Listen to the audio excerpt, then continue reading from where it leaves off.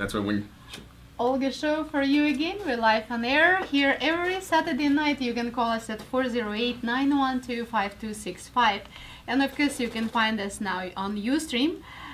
People calling us and looking how we look, what we do in the studio. So we do that and then we place it on YouTube and doing by different programs. So we have Kevin with us. Hi, Kevin. Hello, Olga. We're coming back to the interview and we found some performance of yours because you're not only number one since 2009.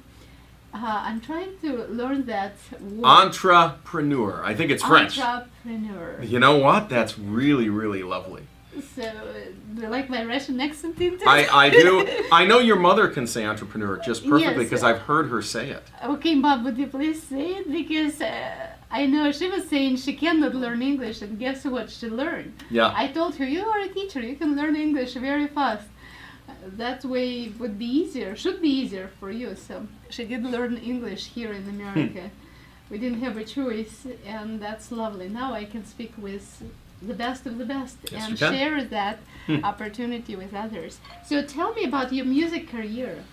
Well, I wish I had gone into music at some level. You know, it's really, really what I love. I think. By the way, this isn't unusual for engineers. There's a lot of engineers and tech people who really are in love with music. A lot of them play guitars in a rock band or drums or whatever. I'm a drummer, first of all, I'm a percussionist. And I'm surprised you didn't bring the drum here. oh no. They You know they that don't usually. we like to have performers live here. Sometimes we could do that, but I didn't bring my drums tonight. But yeah, I'm a drummer and also a music director for musical theater. So I do a lot of musical theater. I music directed Annie let's see, late last year into Christmas for West Valley Light Opera, WVLO in Saratoga, and then I did another show for high school in the spring, and so I do 2 or 3 shows a year where I'm the musical conductor, music director. Get to work with the singers, the people on stage, and the adult orchestras, and that's really And very enjoyable. I used to go to that theater quite often. And I'm just letting you know that I like to bring performers here so they can perform, including in their costumes. I mean, if I had ballerina, first performance ever on the radio program here, and we have that on YouTube, and then we had dancers, and we have Kazaki and all other folk dance from I'm not sure Russian. ballet works well on the radio. It works great on Ustream, but on the radio it's a little silent. You know. Yeah, we couldn't. Those who just listen here, they couldn't see the performance, but they can definitely hear the classical music. Did you give a play-by-play like here's a plie, and now we're doing a? Well, I didn't interrupt the beautiful Yes. music we heard, so, but actually that's an idea. Perhaps I could have done that or asked the teacher to do that. So, so we would like to see those people perform here at the radio station go. from your theater, including your high school students. Perhaps that's would be incentives for them to stay out of trouble. You know, music is a great incentive for people to stay out of trouble. There's no question, and those who have a love of music and can participate in music as a musician or as a singer or whatever. I've been fortunate enough to be on stage as a singer. I've been fortunate enough to also be a percussionist and drummer and also a music director. So I feel very, very blessed that I get to do those things and not just make product. So what do we have in his performance, in Kevin's performance? We have I Believe in You song. Let's Youth? What's the No. name of it? go. I Believe in You. I Believe in You. Well, that goes back 12 or 13 or 14 years, maybe 1999. Found something on YouTube. Okay, I remember that one. You're going to play it? Sure. Well, there you go. Let's listen. Let's go.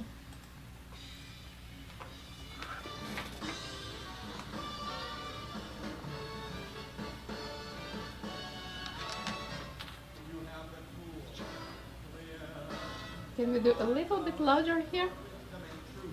A little bit louder here? Because I can. Because we can hear that on YouTube if it's not yet. But on YouTube, better if it's in the background too. Oh, you Oh, can yeah, get I here now. have it. You have it up here now. Yeah. I hear the sound That's you singing that? Yes, it's A me good singing. solid Wow, judgment like whenever almost you Frank talk. Sinatra. That's 14 years Yet ago. there's that cold, brave spring of tigers that quickens your walk. So I I have to find something. believe in you. I believe in you. And when my feet, my fellow man, all but falls apart, I but feel your hand grasping mine, and I take heart to see the cool, clear eyes of a seeker of wisdom and truth. Yet there's that slam, bam, You like a little Sinatra once in a while? reminiscence of gin and vermouth. This is the end of the song. I believe in you. I believe in you. All this tonight. Food good? Take the people with me to this. I believe in you. Green building. I believe. Oh yeah, let's talk about green building and sustainability. I believe in you. Another 10 seconds.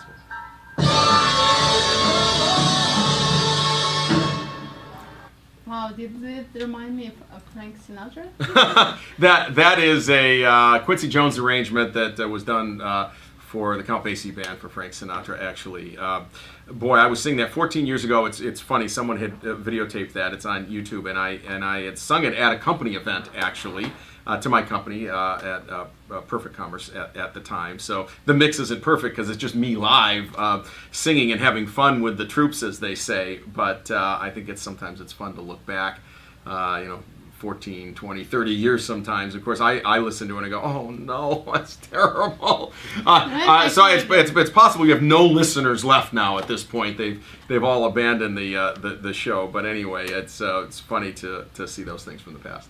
No, we did have received some texting also and some of the Skyping and stuff, and they have been asking about actually green code building as Sure. well, and your sustainability. You put a lot of efforts into that, Mm-hmm. and I know I'm one of big supporter of Green Planet. Mm-hmm. Yes, of course. Well, so I started a company called Cirrus Materials, eventually known as Cirrus Energy. Cirrus Materials, Cirrus Energy was the largest company, really startup, VC-funded startup, making products, materials, software to make buildings more energy efficient. We did 70,000 projects. 70,000 projects. Oh, We were that's a involved lot in of projects windows, all over the drywall, country, and world. all over the country, mostly all over the country. And we had the highest R value windows. That means windows that were 400% better than the windows you can buy pretty much anywhere else today, both for homes and Did for you put businesses. something special in it, or what? It's a very complicated. I can take you through it, but on the radio it's hard to demonstrate because my hands Okay. can't be. But what I can tell you is we did the most famous projects, the Empire State Building. We replaced all the windows in the Empire State Building, 5,248 windows, almost 26,000 panes of glass. We replaced all of the windows in the Empire State Building, and we built a factory on the 5th floor and reused all the glass. The old glass that was in there, which was already dual pane, we took the dual pane apart, cleaned the glass, put it back together with a different kind of structure and a suspended film in between that, and an argon krypton blend gas and a different kind of surround, and then we put those back in. And we took the R value, or the resistance to heat flow, from R2 to R8, so a 400% improvement, saving the building $400,000 a year. We did the New York Stock Exchange, like I said, some 70,000 other projects. So we had 6 plants and 420 workers. Very, very successful. Unfortunately, with the downturn in quote unquote clean tech, the venture community became less than supportive of those fields, and rightly so. The LPs or their investors looked for better returns than you could get in those fields. So the divisions of that company were sold off to other people who are now making them. They were successfully sold off to some great people and great companies, all of which I know. So all the factories continue and all the products continue now under some mostly different brand names. But boy, we were lucky. Now, sustainability is really interesting. It's a big topic. The country is interesting because people were very concerned over 2006, 2007 about CO2 and sustainability. And then, the downturn hit and the economy got hard by 2008. And all of a sudden, do I put food on my table or do I save energy and buy a, battery operated car? And people ran and said, look, I've got to, support my family and I've got to focus on that. So I think we're now at a time where people are embodying the idea of sustainability into their everyday life. Why wouldn't you recycle? In fact, why would you use a plastic bag at all? Because what can you do with it? You can't really recycle it. It's going to end up floating in the ocean somewhere. So things like that. If you are going to truly change windows in your house, can you really learn about what R value is and put a higher R value window in rather than a lower R value Are we window? talking about resistance? It's resistance to heat flow. That's called the R value. So give you an example. In Windows, an open hole is R0. Well, it's obvious because R0 says there's no resistance to heat flow. A single pane window is R1. A dual pane window is roughly R2 to R3. But there's windows we made all the way out to R20. You could get really 10 times better than a dual pane window if you wanted to, or 5 times better, or 4 times better. So, very high R value windows are harder to find, but you can now find R5 and R6 regularly, where 5 years ago you couldn't.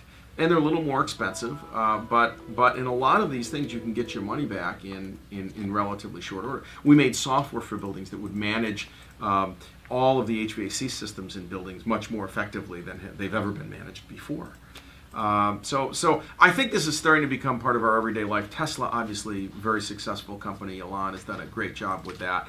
Solar Cities being very successful. So now we're seeing these kinds of technology being more and more embedded in our lives. And if there's one sad thing, it's that I think the venture community, for the most part, has missed out.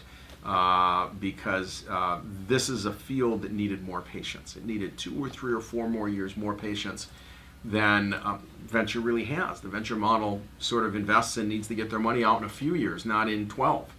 Right. And so clean tech and saving energy and saving money through energy is a 10, 15, sometimes 20-year sort of investment in a company, not a 3-year or 4-year investment in a company.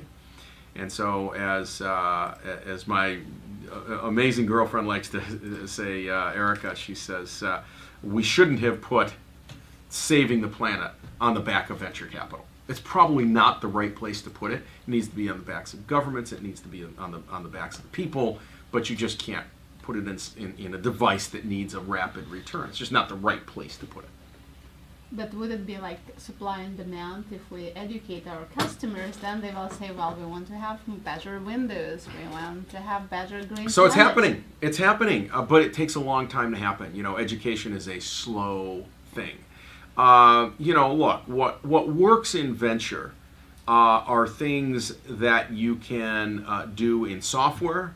You can get them on the web, and within a year, you've got 20 million people on that service. That is a very successful venture investment because the internal rate of return can be huge. You can build a huge audience and in 3 years sell that company for $1 billion. Whether it has revenue, not revenue, whatever. I mean, you can do that, and we've seen those models work. It is very hard to build a factory and compete with the kind of rate of return you can get from a software company that builds a web app or a mobile app or a website or whatever, and that thing takes off. You're not going to compete with the rate of return of Angry Birds that had, 20 programmers or 10 or 5, whatever it was, and all of a sudden was used by 100 million people. I had to build 6 plants. There's just no comparison on the return of investment. Now, the return of investment for the planet probably is a lot better in windows and insulation and drywall and software, for buildings than it would be in Angry Birds. However, the return on investment for investors is going to be better in a software platform, and investors have a right to get the best rate of return they can. And now talking about application security, how do you involve in that as well? So one of my companies today, I'm CEO of a company called AppVance. AppVance is one of the leading companies in security and something we call performance security for apps. So when we talk about writing mobile apps and social apps and websites and corporate apps, not only from manufacturing, you went also to web. well, I've run software companies before, so I got to do that again, and we're really having fun with this one. So when you're out there today with 50 to 100,000 new apps a week, that's how many are coming out today. I mean, it's pretty amazing. Developers really should be and need to be concerned about security of their data, security of their app, and scalability. And it turns out that very few developers are. Now, this is because they run out of time or they don't have money or they're a small team, etc. But when you get to larger companies, the Fortune 1000, the Fortune 5000, they really are concerned. They're very concerned about their data being stolen. They're very concerned about people using their apps in ways that they were not meant to be used. So if you take a corporate app or even a consumer app that's put out by a consumer product company, Pepsi or Coke or Best Buy or something like that, and they put it out there, and let's just say that bad guys say, oh, I think I'm going to put 50,000 users on that app right now. Well, that app is going to perform differently with 50,000 users than it does with one user. Well, so smart companies today come to us and say, look, I want to find out how scalable my app is because I don't want to disappoint my users, number one. And number two, what's the security of my app when it has 50,000 users on it? Because the security functions change. And then what happens if I go beyond what the app can even support? So let's say I now put 100,000 users on it and it crashes some servers. And everyone here knows sort of an idea of what happens when a server crashes. Well, when you've got many servers running these apps, because there's many different functions of the app, so there's the database server, and there's streaming server, there's a web server, and there's this server and that server, and some third-party services, and some of those servers crash, but the other ones don't.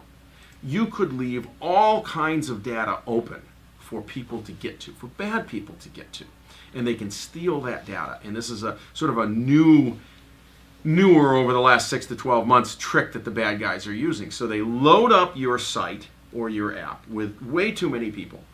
You and your IT team are busy adding more servers, and while you're doing that, they're stealing your data. You're not even watching because you're just trying to add the servers. Yeah, So we can test against that. AppVance can test against that, can find those problems, show you where the holes are, and have you plug them before the bad guys can ever find them.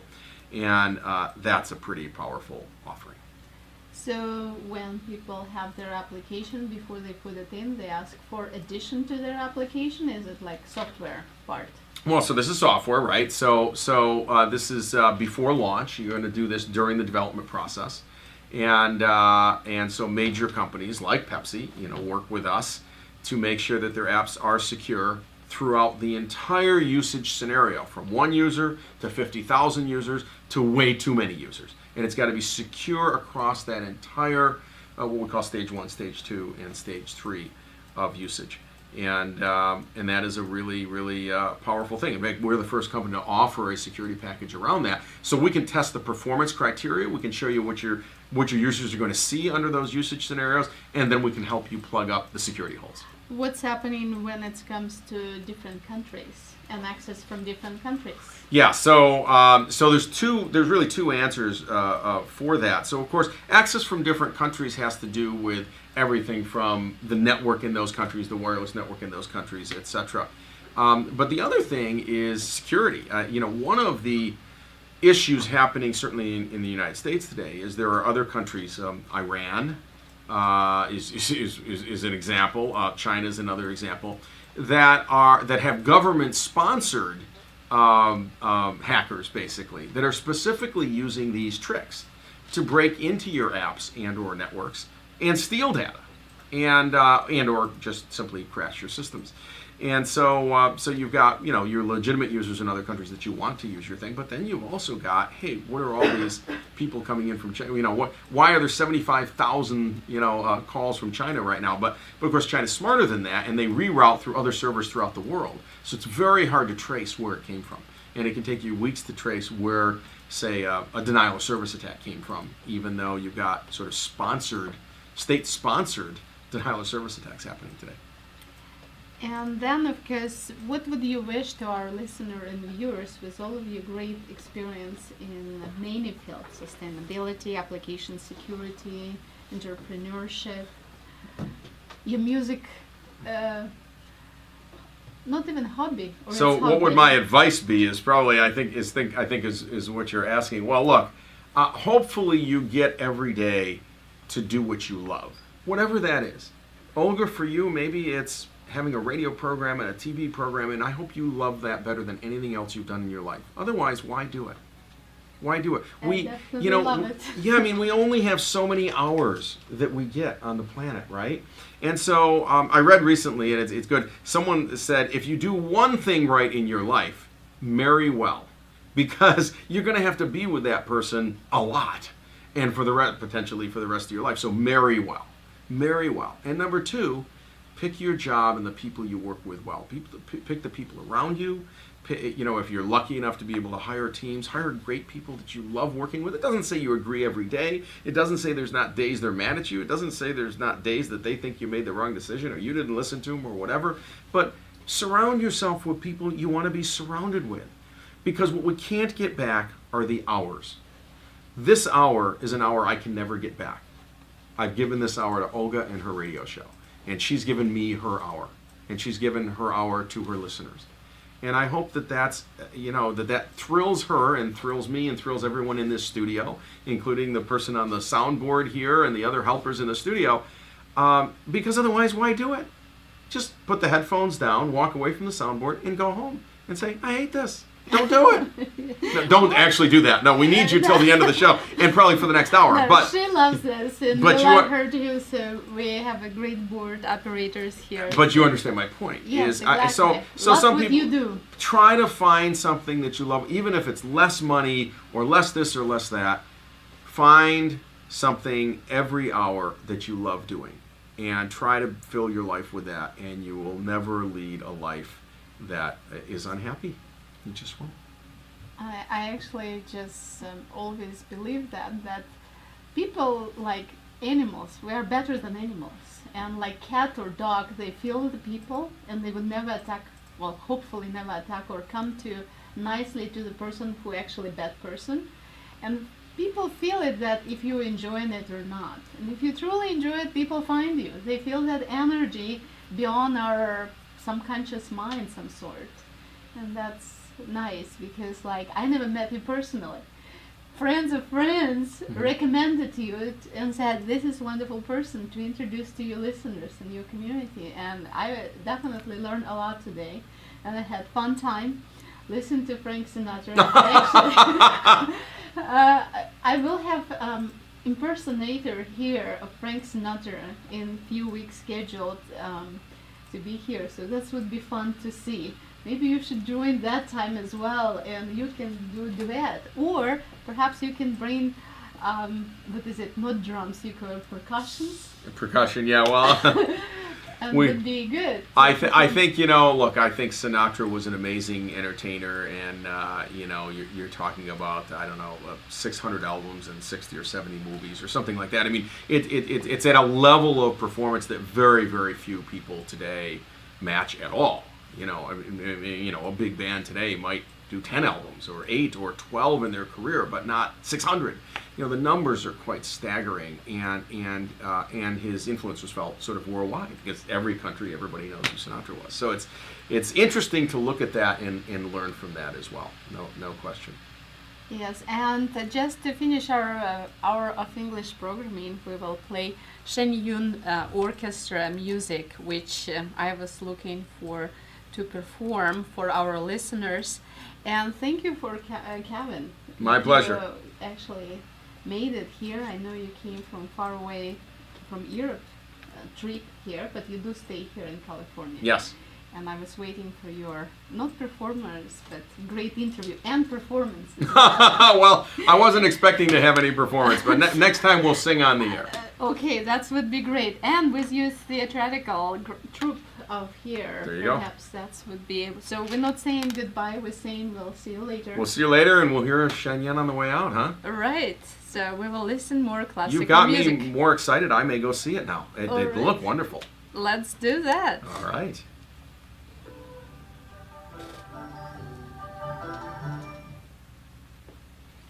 And music of Tibet coming up.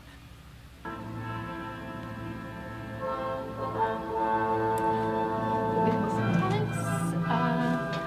Minute 42.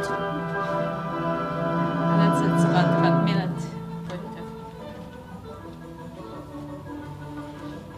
For me, it was technological advance in digital form, like let's say God coming down, and the person actually alive coming out of that dress up like that. So it's very nice, and costumes beautiful, and also pictures. Yeah, all the pictures, yes. So about 1 minute 10 seconds. I don't know. What's that? Oh, the Shanyan? Yeah. Yeah, it looks really, really interesting. But this would be Davis Symphony.